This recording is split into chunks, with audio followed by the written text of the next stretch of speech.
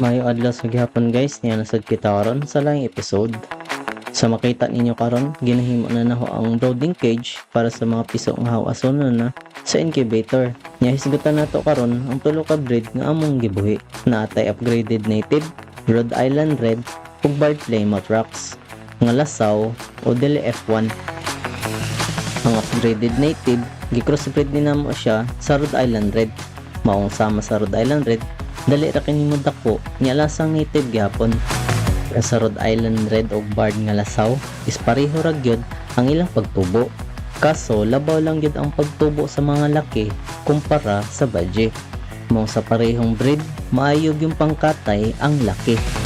Unya, unsa may silbi sa badge nga breed sa Rhode Island Red ug Barred? So kini sila, maayog gyud sila for brown egg production, labi na kung F1 ang imo stocks. So dire ra gyud ta lang mga aning tulo ka breed, kay dali ra gyud nimo dagko 3 to 4 months lang. Lasa pa gyud nga native, unya adaptable pa gyud sa klima.